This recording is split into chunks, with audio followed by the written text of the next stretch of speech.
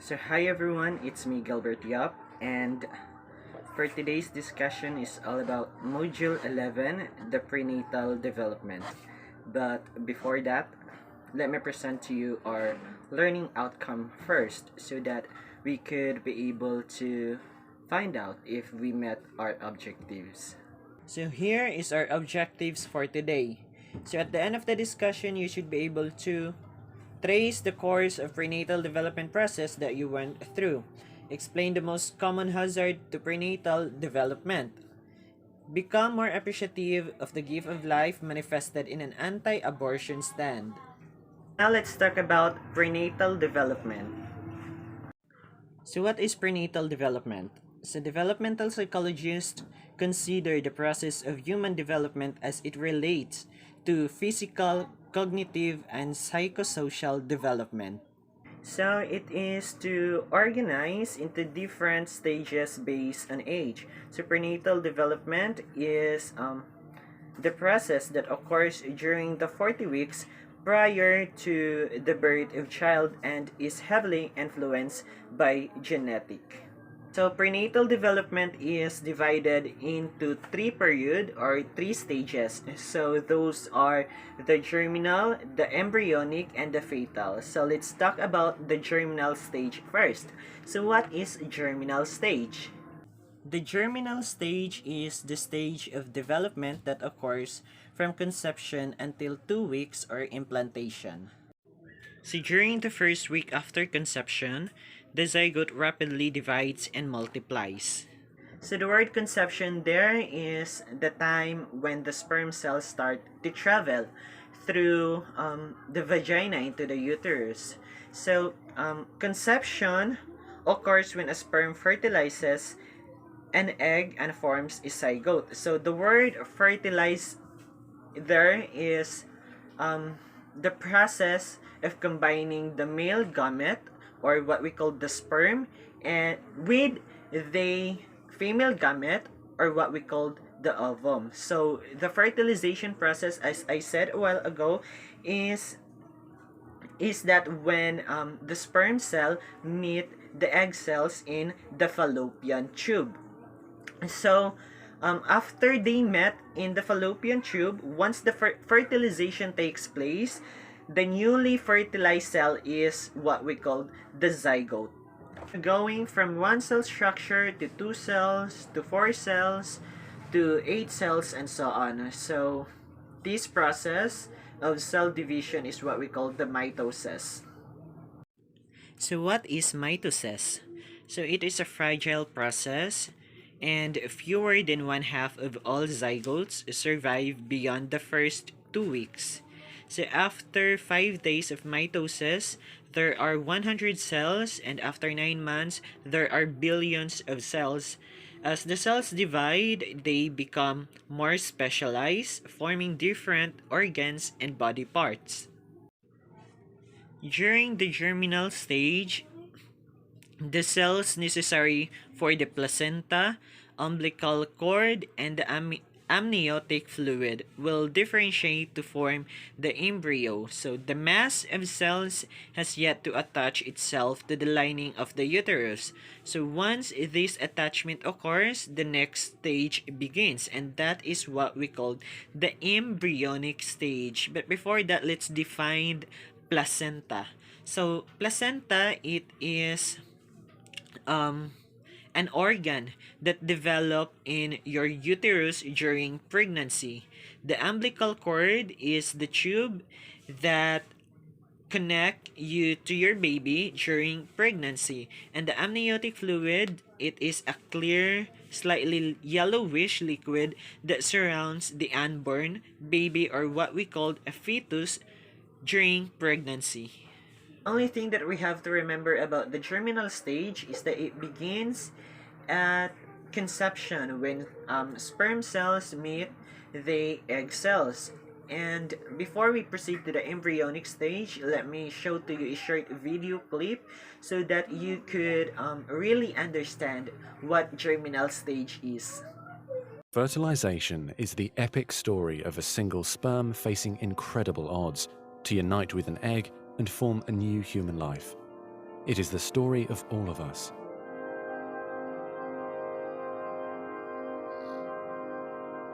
During sexual intercourse, about 300 million sperm enter the vagina. Soon afterward, millions of them will either flow out of the vagina or die in its acidic environment. However, many survive because of the protective elements provided in the fluid surrounding them. Next, the sperm must pass through the cervix, an opening into the uterus. Usually, it remains tightly closed, but here the cervix is open for a few days while the woman ovulates. The sperm swim through the cervical mucus, which is thinned to a more watery consistency for easier passage. Once inside the cervix, the sperm continues swimming toward the uterus, though millions will die trying to make it through the mucus. Some sperm remain behind, caught in the folds of the cervix, but they may later continue the journey as a backup to the first group. Inside the uterus, muscular uterine contractions assist the sperm on their journey toward the egg. However, resident cells from the woman's immune system, mistaking the sperm for foreign invaders, destroy thousands more.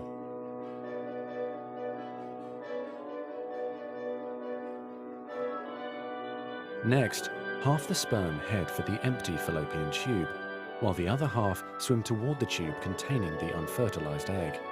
Now, only a few thousand remain. Inside the fallopian tube, tiny cilia push the egg toward the uterus. To continue, the sperm must surge against this motion to reach the egg. Some sperm get trapped in the cilia and die. During this part of the journey, chemicals in the reproductive tract cause the membranes covering the heads of the sperm to change. As a result, the sperm become hyperactive, swimming harder and faster toward their destination.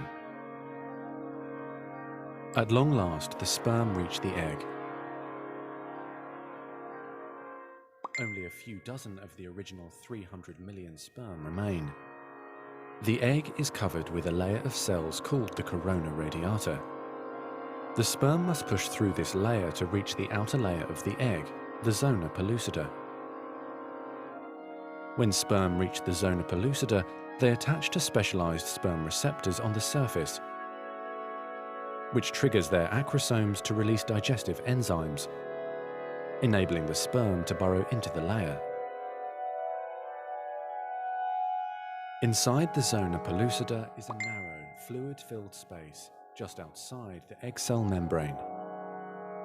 The first sperm to make contact will fertilize the egg. After a perilous journey and against incredible odds, a single sperm attaches to the egg cell membrane. Within a few minutes, their outer membranes fuse and the egg pulls the sperm inside. This event causes changes in the egg membrane that prevent other sperm from attaching to it. Next, the egg releases chemicals that push other sperm away from the egg and create an impenetrable fertilization membrane. As the reaction spreads outward, the zona pellucida hardens, trapping any sperm unlucky enough to be caught inside. Outside the egg, sperm are no longer able to attach to the zona pellucida. Meanwhile, inside the egg, the tightly packed male genetic material spreads out. A new membrane forms around the genetic material, creating the male pronucleus. Inside, the genetic material reforms into 23 chromosomes. The female genetic material, awakened by the fusion of the sperm with the egg, finishes dividing, resulting in the female pronucleus, which also contains 23 chromosomes. As the male and female pronuclei form, spiderweb-like threads, called microtubules, pull them toward each other. The two sets of chromosomes join together, completing the process of fertilization. At this moment, a unique genetic code arises, instantly determining gender, hair color, eye color, and hundreds of other characteristics. This new single cell, the zygote, is the beginning of a new human being.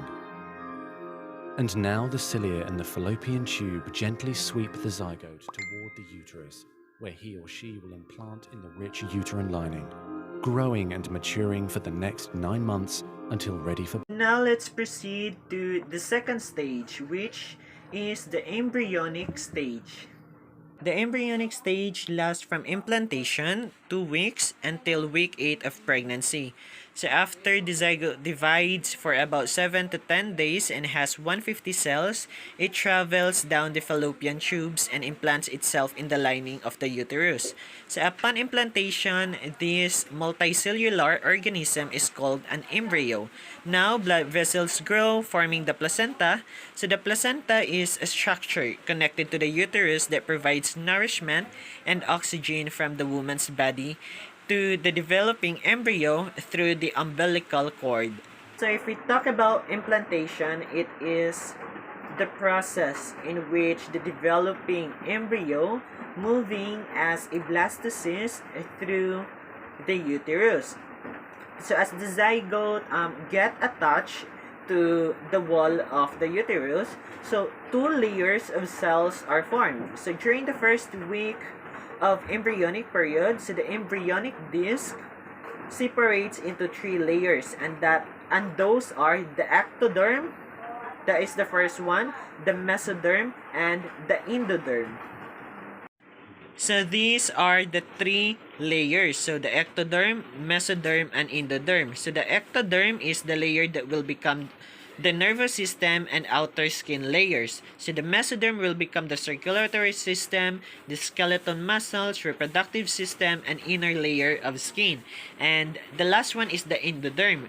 So it will become the respiratory system and part of digestive system as well as the urinary tract.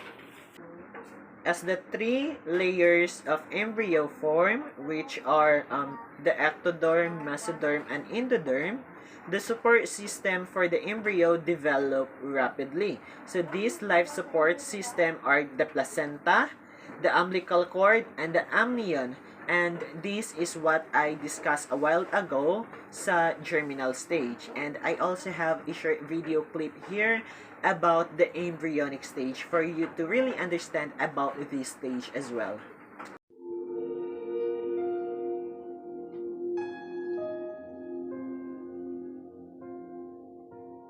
Immediately after implantation, the inner cell mass of the blastocyst starts differentiating to form the primary germ layers.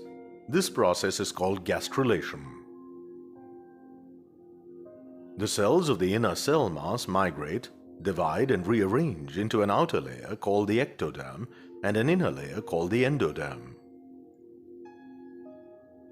During gastrulation, some cells that are moving inward contribute to form the mesoderm, the middle layer.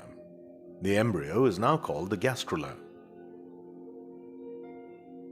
Gastrulation establishes the body pattern, that is, each tissue and organ of the adult originates in one of the 3 primary germ layers of the gastrula.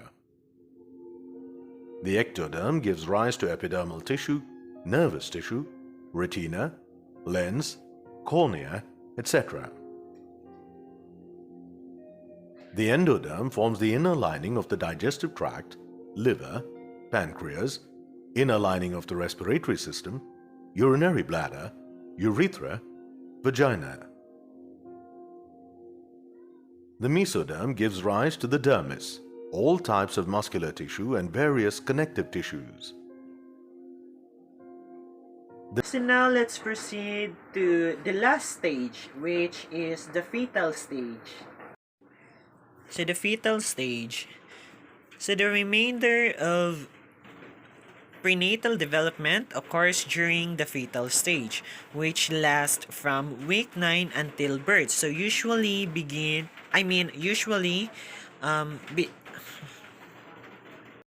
fetal stage. The remainder of prenatal development occurs during the fetal stage, which lasts from week 9 until birth. So usually between 38 and 40 weeks. So, when the organism is about 9 weeks old, the embryo is called a fetus. And we all know what's fetus naman, diba?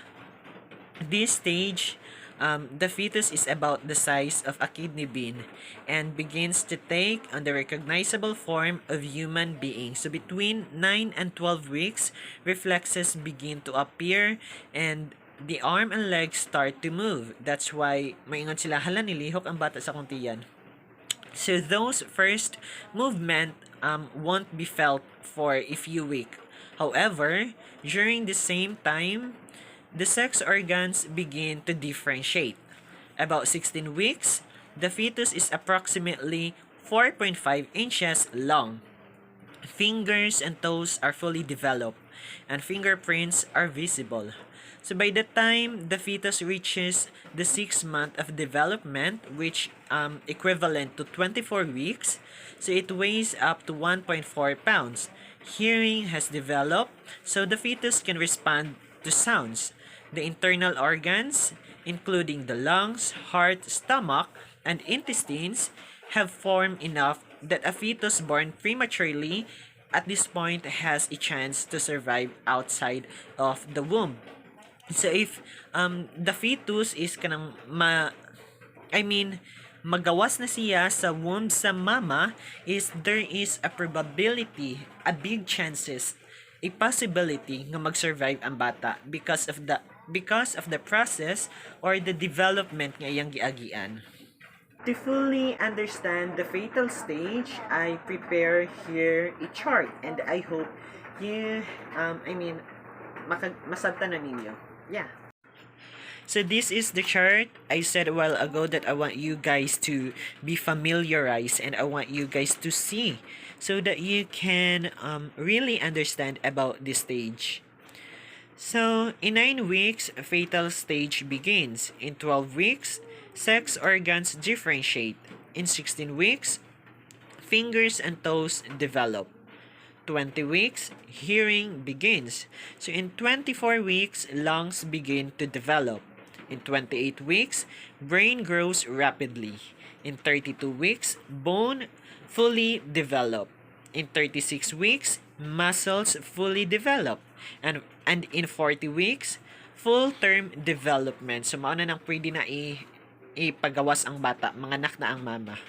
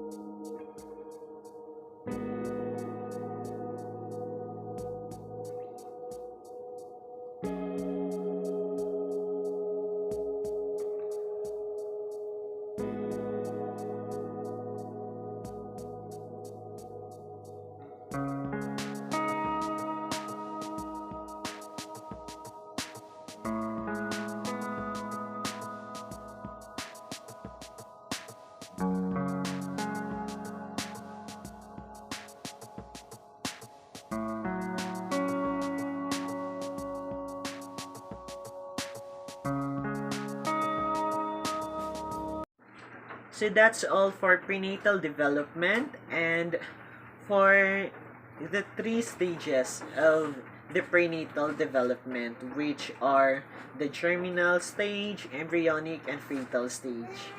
But before that, we should need to know what are the teratology and hazards to prenatal development. So first, by the way, let's define what is teratology. So if we talk about teratology, it is the field that investigate the cause of congenital defects. So the first teratology and hazard to prenatal development is prescription and non-prescription drugs. So if we talk about prescription drugs, like antibiotic, and non-prescription drugs are diet pills, aspirin, and coffee. And those prescription and non-prescription drugs could really harm to the prenatal development. Number 2 is the psychoactive drugs. So like nicotine, and illegal drugs, and we all know what's illegal drugs naman, diba? Such as marijuana, cocaine, and heroin. The third one is the environmental hazard. So this includes radiation in job sites and x-ray, di ba? If you observe kung magpa-x-ray ka, magpa-chest x-ray ka is dili really ang buros, that is because of the radiation. Para paggawa si mong bata is normal siya, walay defect. And yeah, there are so many things that could harm and that could affect sa prenatal development, but I only give 3. And yeah, it's your assignment to do a research. What are those, what are the other things, what are the other hazards that could affect the prenatal development? So that's all for this module. Yeah, that's all. Thank you.